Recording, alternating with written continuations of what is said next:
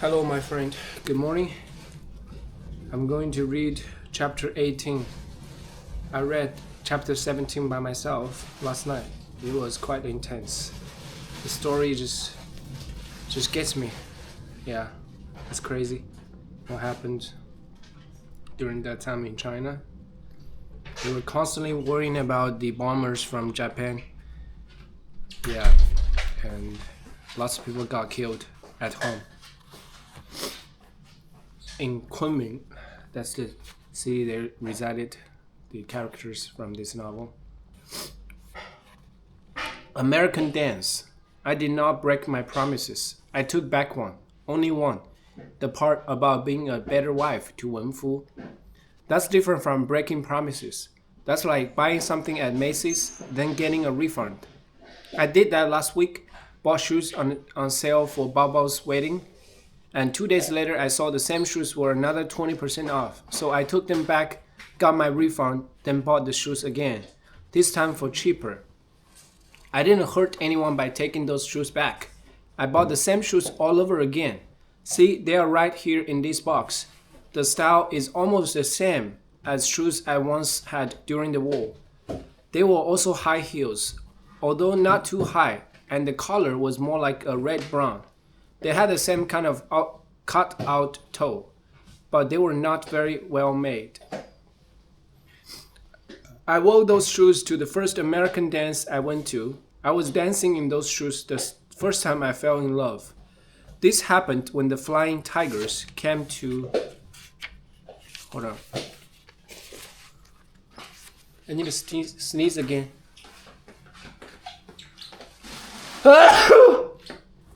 Damn. Flying Tigers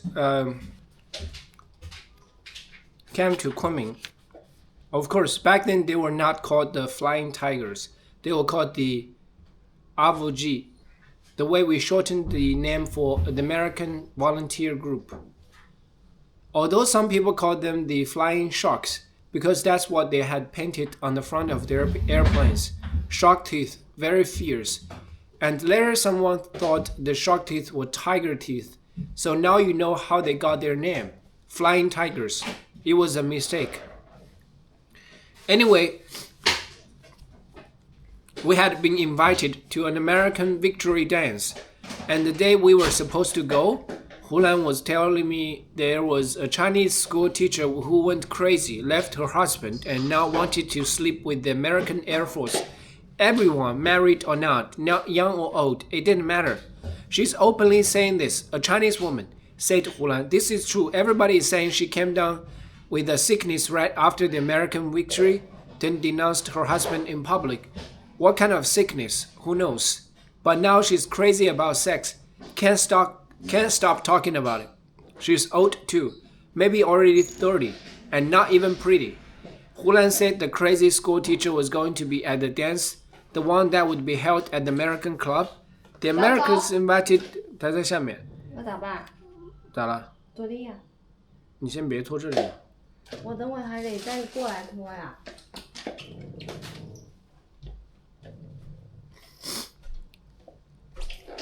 The Americans invited the Chinese pilots to the party. Wives and girlfriends would come too. Of course, we wanted to go. At this dance, there would also be music, a phonograph and records, lots of food, and a whiskey punch that tasted like soda pop and made everyone dance wild. 你刚才为什么不认？咋了？你老是把食物放在外面。I remember that dance party, Christmas time, 1941. It was held 3 days after the Japanese planes had come once again to drop bombs on Kunming. But this time the American volunteers were there to chase the Japanese away. Our first big victory in so many years. Everyone had run into the streets, shouting and screaming, cheering the American fighter planes with their shark teeth painted on the front. Firecrackers were exploding, drums were banging, car horns honking. Car horns honking, as if it were the new year. So maybe we all went crazy for the Americans, just like the school teacher. As soon as we walked into the American club, We heard the music playing loud. It was the same Lindy Hop song Min once taught me. Airmail special, we called it. Very lively. Wenfu snapped his fingers, smiling at what he saw in front of him. People were already dancing, the girls with their high heels clicking, the Americans with big shoes sweeping the floor, making nice soft sounds. If that school teacher was there, I could not tell. There were many crazy Chinese girls there, university students, teachers, nurses, and others who had fled from other parts of the country, all of them now eager to dance with the Americans. Who knows how they find out about the party? Who knows where they got their Western-style party dresses? Pink, green, yellow, some with flowers sewed on. Many with big full skirts, almost nothing on top. Their arms and shoulders all exposed. But there they were, dancing with their tall foreigners, putting the palace caps on their newly curled hair. All kinds of silly behavior. Of course, the American club was not really a nightclub, it was a large warehouse. During the day, the American volunteers used it as a big meeting hall. For the dance, the floor had been waxed many times, so that even though it was only concrete, it was as shiny as wet marble. The benches had been pushed to the side, and on top of long tables sat small buckets with burning candles, the kind used in the summertime to chase insects away. That was the only kind of candle you could get back then.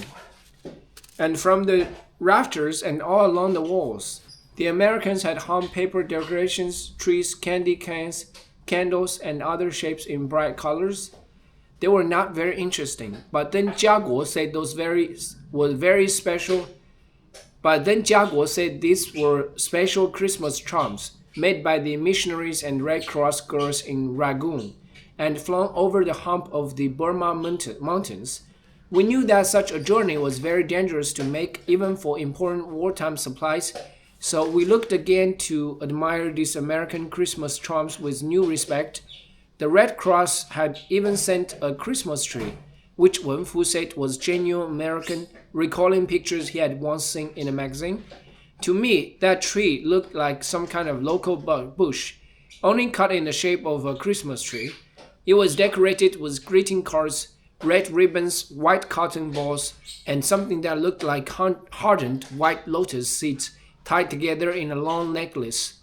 Underneath the tree were hundreds of big red socks, wool socks you could wear, and inside each was a piece of chocolate or candy can wrapped in shiny paper and tied with a ribbon. I knew what was inside only because Hulan took 4 socks, insisting each time that the Americans encouraged her to take more.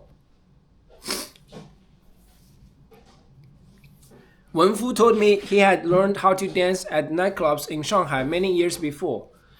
I could tell he was eager to show off what he knew, and I soon found out he knew nothing. No rhythm, no technique, no regular footsteps. He did not dance at all like Min, who moved her arms like legs, like branches caught by a soft wind. Wenfu swung me so hard I thought my arms would pull away from my body. And finally he twirled me in such a clumsy way the heel on one of my high heels broke off. And suddenly I was dancing like a wounded person. One leg longer than the other, Wenfu let me limp away. From my chair, I watched my husband walk up to a group of girls, all wearing pretty dresses. He pointed to his uniform and one girl began to giggle. I turned away. If he wanted to flirt, I didn't care. And then I saw Hulan and Jiaguo dancing. Their shoulders were pressed together, but Hulan's feet were spread far apart, each foot going in the opposite direction of the other. Jiaguo would squeeze her thick waist closer to him, then shake her a little, as if this would make her feet cooperate. He seemed to be scolding her, but she was laughing. Watching them, I was wondering if finally Hulan had had her wishes fulfilled, if Jiaguo had become a true husband to her.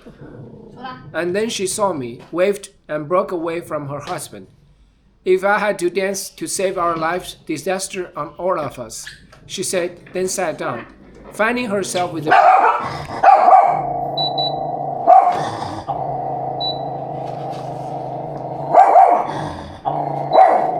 先别搞了，我待会儿来拖，好吧？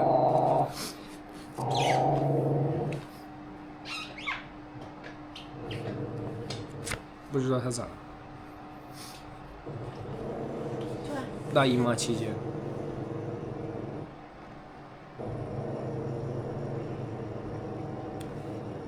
Okay. If I had to dance to save our lives, disaster on all of us. She said, then sat down, fanning herself with a paper tree. Did you see her? She asked. Who? I said. I was pounding the heel back into my shoe, then stamping my foot to make the nail go in. Hulan leaned toward me. The school teacher. 你做什么？抓他出来。你抓他出来干什么？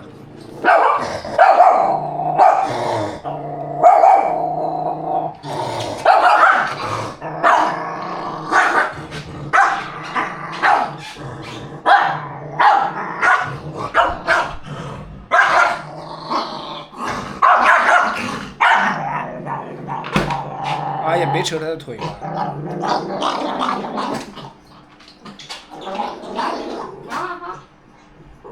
乖，没事的。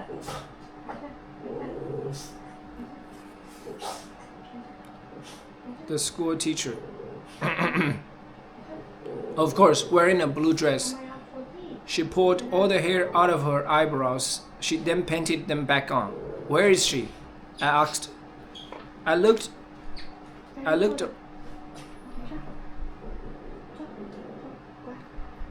around the room. She was close to the table with the food, throwing herself at another American. Let's go see, Hulan said. Okay, hold on. But we did not find a crazy woman at the table. Instead, Hulan found things she wanted to eat. American delicacies, also sent by missionaries from far away. I can admit this. I was curious to try them too. These foods that had to be sent such a dangerous long way, so I tried them all. 3 kinds of taste. The first was a soft dumpling, named for its color, brownie, so sweet it made my teeth ache. The second was the necklace food lining the tree, popcorn. It was very dry and scratchy, and my mouth watered, trying to find a flavor. And then I ate a little cracker with something awful on top. Hulan ate one too, thinking that mine had been rotten by mistake. No mistake, that was the first time we ever ate cheese. And then Hulan and I both noticed someone unusual. A Chinese man was walking around to each of the tables, talking to both the American and the Chinese pilots, shaking hands in a Western manner. He was almost as tall as the Americans. He had a very energetic and friendly manner, and this was even more strange. He was wearing an American-style uniform. When he came up to us, Hulan asked him in a rude manner, where did you find the American uniform you are wearing? As if it were stolen. But the man continued smiling. I'm an American, he said in Chinese. American born. And then he said something very fast in his American language, something about his mother and father and where he was born. Hulan laughed in astonishment, then remarked that his English sounded genuine, just like a cowboy's. Of course, she said this in Chinese. But I surprised this man, Hulan too, by speaking English. Before in Shanghai, I studied English lessons. He started to ask me lots of questions in English. No, I said going back to Chinese.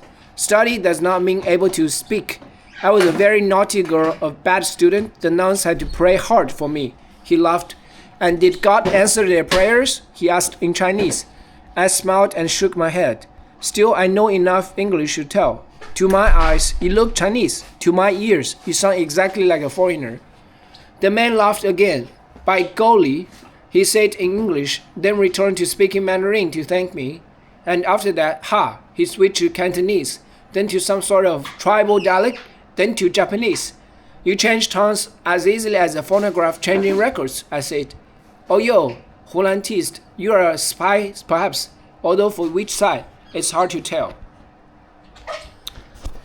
The man pulled out an identification card from his wallet and then explained that he was with the United States Information Service, helping the American volunteers and Chinese Air Force with translation. The work is not very difficult, he said modestly. For example, one of your pilots wanted a way to say thank you to Americans. He pointed to a poster on the wall in front of us. I told him to write those words. What does it say? Asked Hulan. Hurrah, Yanks! And what is the meaning? He asked. And then this man who was both Chinese and American looked at me. He did not say anything for a few seconds, as if he were thinking hard how to translate this carefully. Finally, he said, "It means you are surprised by happiness, so much so you cannot express this feeling in ordinary words." When he said that, I felt he had expressed the deepest wishes of my heart that someday I too would be caught by happiness like a fish in a net. Suddenly, I thought I was standing too close to him. The room was very crowded. I tried to lean back farther toward a wall, and that's when the heel on my back shoe broke off once again. And this man had to catch me in his arm before I fell to the floor. So that was how I met Jimmy Louis. Yes, your father. Can you imagine? Oh my God! He met his second husband. Wow. Who is American. In an American party. Yeah, in Kunming. Oh. Who speak 4 languages. Oh. Being a translator for both Chinese and Americans. I went looking for a school teacher crazy for Americans, and instead I found an American man who was crazy for me. Many years later, your father would claim to his American friends, "I fell in love with her right from the beginning. As for Winnie, she only fell. But what matters is I caught her.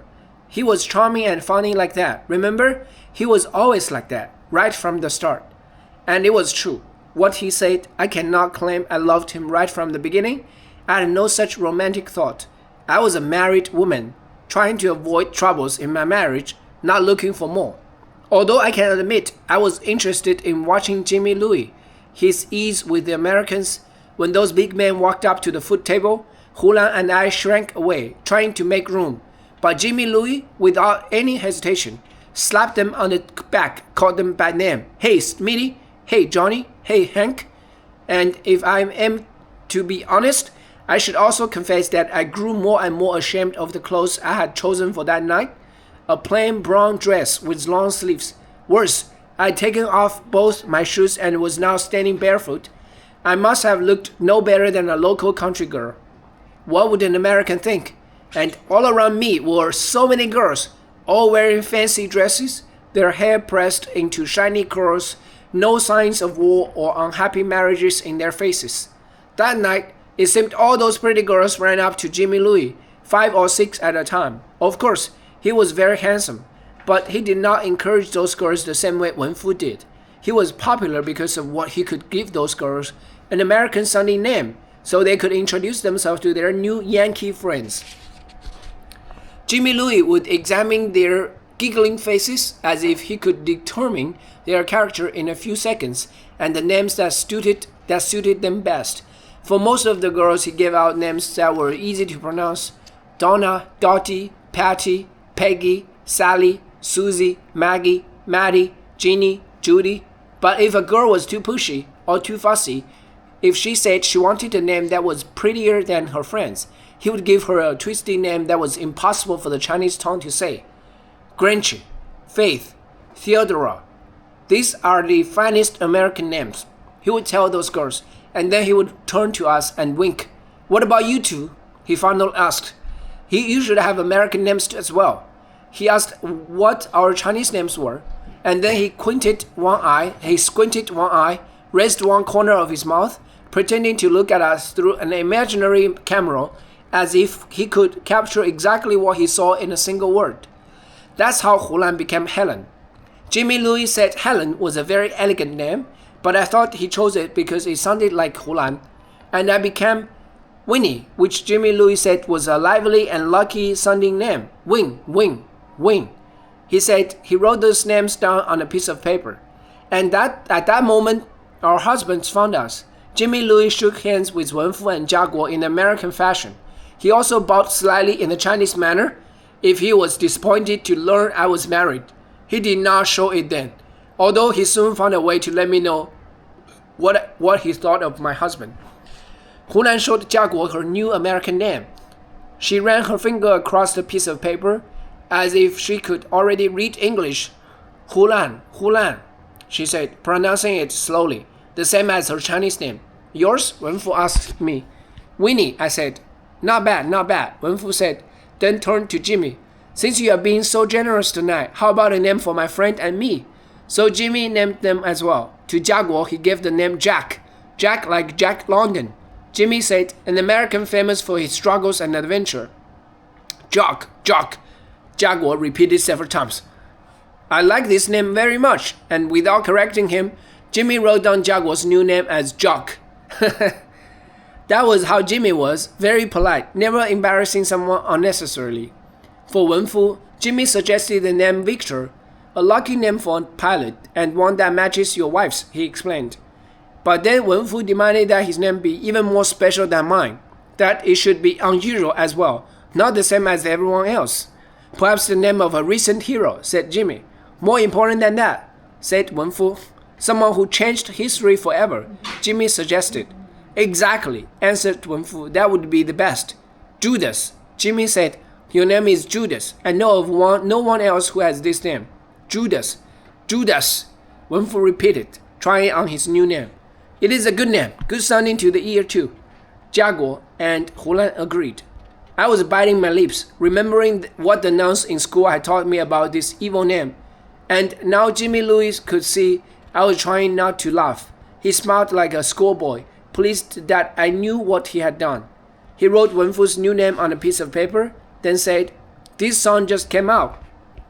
This song that just came on is Moonlight Serenade. An American favorite? Would you be kind enough to let me dance it with your wife? Before Wenfu could say anything against this idea, before I could protest that I had no shoes, I found myself whirling in the arms of Jimmy Louis, away from Wenfu's frowning face, and into the crowd of happy dancers. He was a good dancer, almost as good as Ming. That was very naughty. What you did? This name. I scolded him in a teasing voice. Now I'm in trouble with my husband. Jimmy laughed. Doesn't he have a sense of humor? Only for jokes he throws at someone else, I said. Of course, I was wrong to do it, said Jimmy Louis. Terrible, I said, and then I saw Jimmy Louis smile and wink. I slapped his shoulder. He bent my head back and laughed. Then I laughed too. This was not love, but the danger of it. And then Jimmy Louis turned me out gently to the side, and I saw a terrible sight that left me without words. It was the crazy school teacher in her blue dress, half an eyebrow smeared away, her eyes more closed than open. She was sleep dancing in arms of an American pilot. The pilot spun her into the arms of another pilot, and they both laughed. Before spinning her away to someone else, I could not stop staring.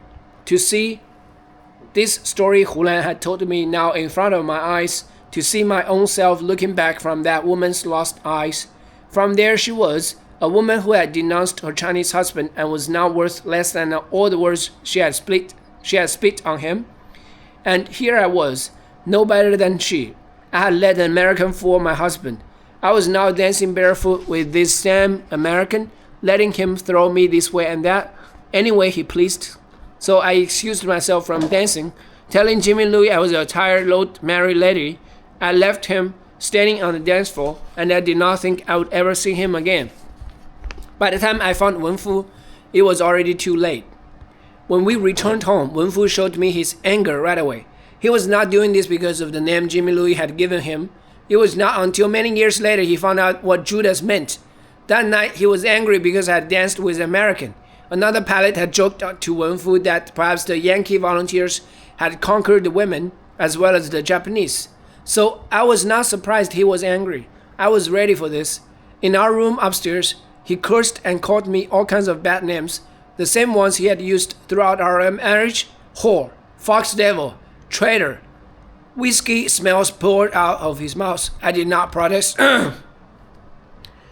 But I also did not act afraid. I let these insults roll over me. Suddenly he grabbed my hair and threw me to the floor. You want to be a whore? He shouted. I will let you be a whore. He went to the table and poured something from the drawer. He threw down a piece of paper and then a bottle of ink. Now I'm divorcing you, he said. Write that down. My husband is divorcing me. When I looked up, I saw he was pointing a gun to my head, smiling crazily. It's no use. Our marriage is finished, he said. If you don't write this, I will kill you. What kind of fool did he think he was? He thought I was scared. I wasn't. He thought he was forcing me to divorce. He needed no such force. Instead, I felt I had just been given a crazy kind of luck. I was writing fast. Of course, I was writing. My blood was rushing, my thoughts running fast, feeling I would soon be free. I quickly wrote down our names. I wrote the date. I signed my name. I left 3 spaces so he and 2 witnesses could also sign the paper. I checked everything twice, then handed the paper to him, trying to keep my anger and happiness in. You sign here, I said, pointing to the bottom of the paper. He read it, then looked at me with so much hate in his eyes. He signed the paper, almost tearing it with the force of his pen. He threw everything down on the floor. I picked up that piece of paper, so precious to me now. Wow. You see, you are divorced, he said in a strange tone, worth nothing. On the same night, he met her second husband. 一切都是缘分的 Destiny. You have no husband. You have no home. You have no son. I looked up, startled. I had not thought about what would happen to Danru. How foolish I was to think my body was my own, something to protect or lose only for myself. I could never leave him. I could never do what my mother did to me. He waved a gun at me. Now beg me not to divorce you, he said. Beg me to tear up that divorce paper in your hand. Psychopath, he said. He moved the gun closer to my head. His mouth was ugly and wild, like a crazy person's, but his eyes were clear. Do it, he shouted. Get down, beg me. Right now, I knew he wanted to see me suffer. He would twist his mind this way and that until I no longer had the strength to turn mine the other way. And he would not be satisfied until he proved over and over that he had conquered me completely. My mind broke. What my will to fight was gone. My voice gave one loud cry for myself, and then, with my face to the floor, I begged him. Louder, he demanded. Say you are sorry, you are such a worthless whore. I said those words. Bow and say you promised to be an obedient wife. I bowed and said those words. He laughed with delight. Say you cannot live without me as your husband. I said those hated words. Wenfu began to laugh more. I like this very much. And then he became quiet. He walked over and took the divorce paper from my hand. I thought the torture was over. He waited until I looked up. His face was sad. He was shaking his head, looking at me, looking at the paper. It is too late, he said. I will not give you back the marriage. You are still divorced. Wow. 太棒了 And then he threw the paper on top of my head. Get up, he shouted. Get in the bed. Kill me if you want. I begged. Of course I will kill you, he said. You and everyone else in this house if you do not obey. Get in the bed. 为什么他要让他 get in the bed? He raped her. That night, with a gun to my head, he raped me, telling me I had lost the privileges of a wife and now had only the duties of a whore. He made me do one terrible thing after another. He made me murmur thanks to him. He made me beg for more of his punishment. I did all these things until I was senseless, laughing and crying, all feeling in my body gone. The next morning, after Wenfu left for work, I picked up the divorce paper lying on the floor. I found my suitcase, and now I was hurrying. I packed only a few things. I took what money I could find, around 200 Chinese dollars. I went to get Danru, Hulan, and Auntie Stu saw me as I came downstairs. I knew by their faces that they had heard our fight the night before. Every woman's husband had a bad temper. Hulan said, trying to reason with me. Your situation is no different. I showed them my divorce paper. What is this? Said Hulan. My divorce. Last time my husband divorced me, so you see, now I have to leave. Ah, Auntie Dude cried. Disaster, disaster. Who were your witnesses? Hulan asked. Looking at the paper, she pressed her glasses closer to her face. I see no name seals, no witnesses, I said. Last time we had no time to get witnesses. Hulan clapped her hands together with joy. Then you have no divorce. He cannot make you leave. Now sit down, eat your morning meal. Calm down. No more worries. This is only a misunderstanding. Tonight he'll be sorry. Tears of remorse pouring down his face. You'll see. You understand nothing, I cried. I am the one who wants this divorce. Why should I want to stay in this marriage? I began to tremble hard. It is not just his temper. He is a monster. He is more evil than you can imagine. And then I had an idea. Here, you two can both be my witnesses, I said quickly. Where are your name seals? If you do this, I'm in your debt forever. How can I do this? Said Hulan, shrinking away. She's right. Cindy Xiaoning. 她叫小宁. Xiaoning. Xiaoning. Said Auntie Du. How can you ask a friend to be witness to your tragedy? Reconsider. Think of your little son. Of course I'm thinking of my son. That's why I'm living. Divorce or not, no divorce, we're going. Auntie Du began to wail. Aya, aya, where can you go? Where can you stay? Use your head, Xiaoning. Think. The Burma Road, the railway, both are cut off again. And in every corner dangers, each one worse than the other. Bandits, mosquitoes, Japanese. I'm glad to face those kind of dangers rather than my husband, I said. It's no use, said Auntie Du, and threw up her hands. We cannot reason with her. A big angry wind is blowing through her head, and she cannot hear anyone. She's going no matter what. And that's when Hulan said in a quiet voice, Then we must help her. Nothing else we can do. She turned to me. I will not be witness to your divorce. Jiaguo, I'm sure, would be against that. But I can help you escape if we both keep this a secret. I threw my arms around Hulan like a child against her mother. I cried with thanks, and this embarrassed her. We have no time for this, she said. We must think about what you should do, where you should go.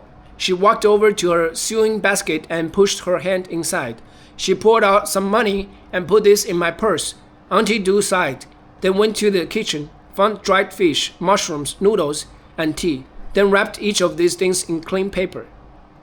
That morning, they helped me find a rooming house. On the other side of the lake, close to the marketplace, it was a poor room in a straw house, as bad a place as I had ever been.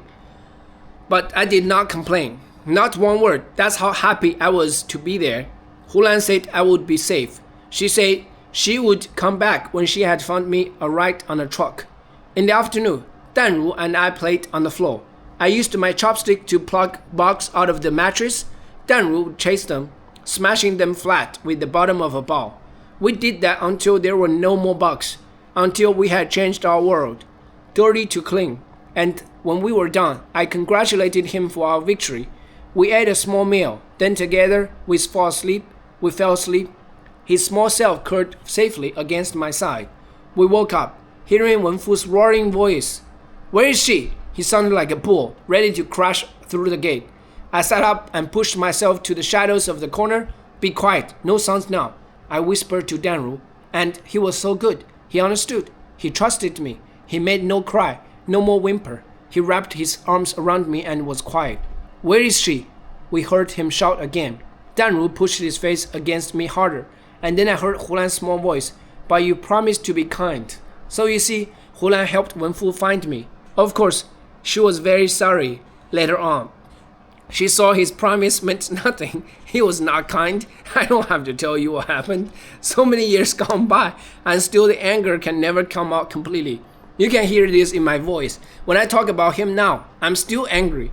And if you think that was the worst part of my life, you are wrong. The worst was always what happened next. And then after that, and then after that. The worst was never knowing when it would stop. 1 month after it happened, I found out I was pregnant. I wanted to talk to her and the baby came out before it could be born. 2 months later, the same thing. 2 months after that, the same thing. We had no birth control. Not back then. Wenfu didn't care, baby or no baby. So now maybe you think I killed lots of babies and I didn't care either. It didn't mean I wanted to kill those babies. That's bad. That bad man was using my body. Every night he used it as if I were, what? A machine. Today you teach your daughters to say to a stranger, my body is my body, don't touch me. A little child can say this. I was a grown woman, and I could not say this. I could only stop those babies from coming. I cried to myself, this is a sin, to give a baby such a bad life. Poor Danru, he trusted me, so I let those other babies die. In my heart, I was being kind. Look at my face now. I was a young woman then. I had no more hope left, no trust, no innocence. There were many, many times when I almost killed myself, when I hated myself so much because finally I could not. So I ask you, what do you see? What is still there? Why did I want to live so much? You ready for the next chapter? Weak and strong. My wife is listening. That's amazing. It's more interesting than your drama? I'm going to play games. Oh, okay. If you Enjoy yourself. didn't want to answer your reading. I have told you about the early days of my marriage so you can understand why I became weak and strong at the same time. Maybe, according to your American mind, you cannot be both. That would be a contradiction. Do you still But- want to go out? If you want to. But according to my life, I had to be both. That was the only way I could live. It was like this. For the rest of the war, I lived a life without hope. But without hope, I no longer despaired.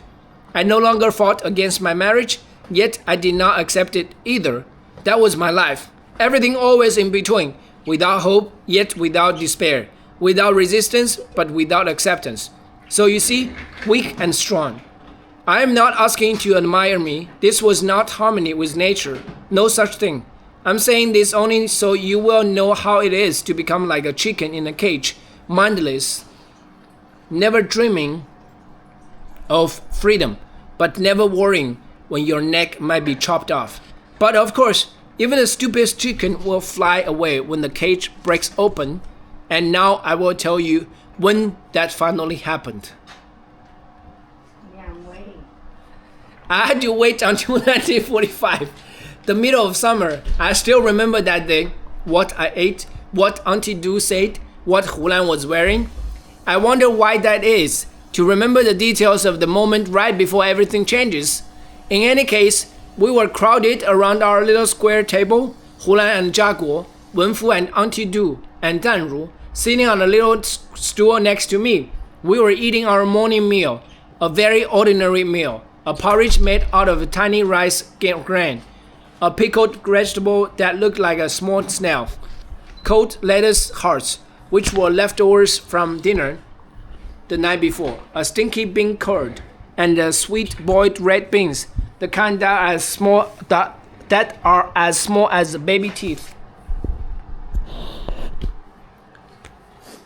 Our meal was so ordinary, we did not even waste words criticizing or praising the dishes, which is what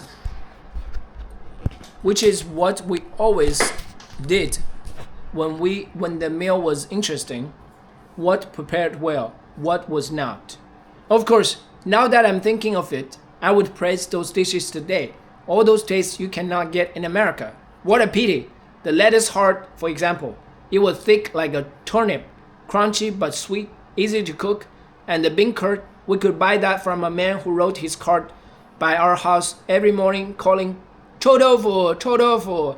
It was fried on the outside, and when you broke it open inside, you find a creamy soft middle with such a good stinky smell for waking up your nose.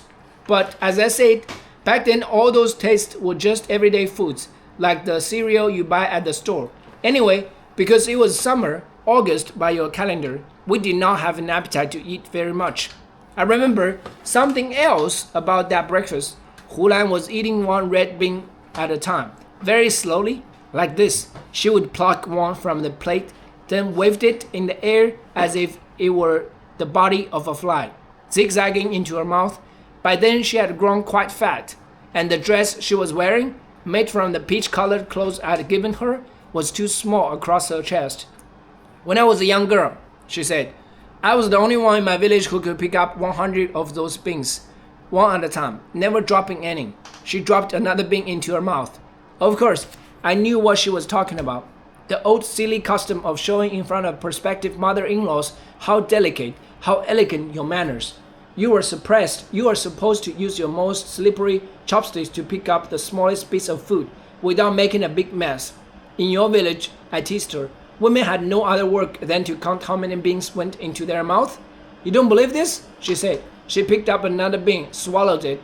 I'm not saying I don't believe you, I said.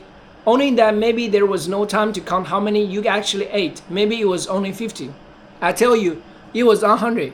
She ate another bean, then another, and another, as if this would prove her right.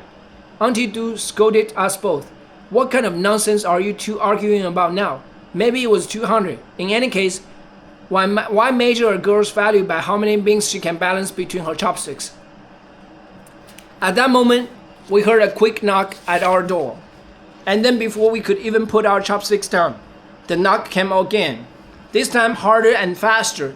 A man burst into our house, a pilot, from the third class. He was grinning big, shouting, "It's over! It's over!"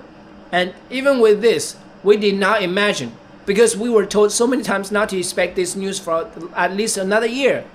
We could not believe our ears when he said China had won the war, pushed the Japanese imperialists out forever. Everyone was crying with joy. Hulan, Auntie Du, the cook, even our husbands. You should have seen the happy tears and heard the shouts. We could not sit down. We could not stand still. We were stamping our feet, jumping up and down. Hulan threw her arms in the air to thank the gods above, and of course, that's when she tore her dress under both arms, although she did not know it at that time. In a few moments, another pilot came into our house, and after him, another, and then another. Each time someone ran into the door, we made the first pilot repeat how he heard the news, who told him, how he couldn't believe it was true, how he finally came to believe it was true. So you see, everyone was talking at once, except for me. I was laughing and crying as well, pretending to listen to all this good talk. But really, my heart was beating fast. My mind was dizzy. My feet were My feet were ready to run, because I was remembering what it was like to dream again. I was thinking, now I have a choice. I can go back to Shanghai. I would write a letter right away to my father. I would ask my uncle or old aunt or Peanut. Someone would help me, I was sure. And soon I could leave this marriage and start a new life. By the afternoon, everything was decided. We would leave Kunming immediately. The next morning, we would not spend even one extra day trying to sell our furniture. Better to dump everything. You see how excited we were? For 7 years, we had been stuck in Kunming. For 8 years, I had been stuck in my marriage. And so that day, we began to pack our things, sorting out our belongings. What would stay? What would I go? What would go? As quickly as saying, this, not that. Danru was already 5 years old. Oh, how he cried when I said we could not take the little woven hemp bed he had grown up with. Stop crying, Wenfu shouted, and Danru, so scared of his father, became quiet immediately. But Wenfu was in such a good mood. This time he did not scold Danru anymore. He said, in Shanghai, I will buy you a better bed, and not just a bed, but a little car made out of wood. Now smile. And Danru stretched his lips as wide as he could. Poor little Danru. The next morning, we left Kunming. This time, we did not have to sit in the back of a truck. We got into a bus with Hulan and Jaguar, along with other pilots. By then, only a few pilots were left in Kunming, so the bus was not too crowded. Wenfu and I had our own bench to sit on. I sat by the window with Danru on my lap, and this time, we had brought with us many suitcases and boxes, not just the one trunk allowed us when we first arrived. We even had our own quilts with oil-closed bottoms, just in case we needed to spend the night in a place without proper bedding. As the bus moved down the road, everyone but me looked back at our house one last time. Why would I want to see the place where I had lost my hopes? I was 27 years old, and I already wanted to forget everything that had happened in my life. I looked only ahead. I saw that the streets were very crowded, filled with buses and trucks and people carrying their loads balanced on the stick. And then we were at the outskirts of the city, beyond the city wall, going past little villages, then climbing into the mountains. My heart was pounding, filled with hurry-up anxiousness. It was the same kind of feeling I had when I thought the Japanese would catch up with us. Only this time, I was scared that if we did not leave fast enough, someone would suddenly say, "This is a mistake. The war is not over. We must go back." And then one of the pilots did shout, "Stop!" and ran down the aisle to give further instruction to the driver, pointing to the side of the road. Sure enough, the bus gave a big groan and stopped. I bit my hand to stop myself from crying out loud. 3 pilots rushed out to the door. I thought we were being attacked. I stood up and looked out the window, and I let out such a big laugh when I saw what they were really doing, taking pictures with a camera. One of them was standing in a rather silly pose, proudly pointing to the sky, as if the sky here were different from everywhere else. I wanted to laugh, and then I too looked at the sky, and I remember I had a very strange feeling, the way you feel when you are coming out of a confusing dream. It was as if I had never seen Kunming before, because what I saw was not just an ordinary sky, ordinary clouds. The color of the sky was shocking to the eye, such a bright color, like a sapphire. And the clouds, 3 of them, one right after the other, were shaped just so, like gigantic cushions for the gods of the heavens. And then I saw a bird, a large bird, the color of its wings, underneath like a rainbow. I saw green hills covered with trees, their arms sweeping down, brushing the ground, and running along the ground were flowers, so many different kinds, bursting wild from the earth. And beyond that I could see the old city itself, the peaceful winding streets, the whitewashed walls, not looking clean bright from a distance. I saw all this for the first time, and I was not happy to see it. I was bitter that I had never felt this kind of beauty until now. Too late. Okay. I need to sneeze again. Oh my goodness. I think I caught a cold.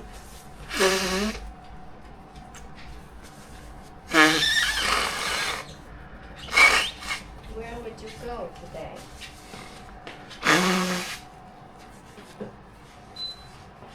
You want to go? I want to go something. Something different. Yes. Kunming. How about Kunming? To see their old spots. We can roll 2 airplane tickets Sure. and arrange some accommodation. Okay. That was a very long reading session. How long is that? Almost 50 minutes. Couldn't enjoy it more, man. But I could have just read it. I could have read it without recording it. But anyway, I treat all this storage and data like nothing. You know, just more billions of data centers are going to be built on this planet, or even in the universe, yeah. So doesn't matter. This was crazy story, and she's still with Wenfu. I wonder when she eventually could escape from that marriage. But they had already divorced. No, They find the divorce documentation. that was just a joke. What? Whose joke? Bye.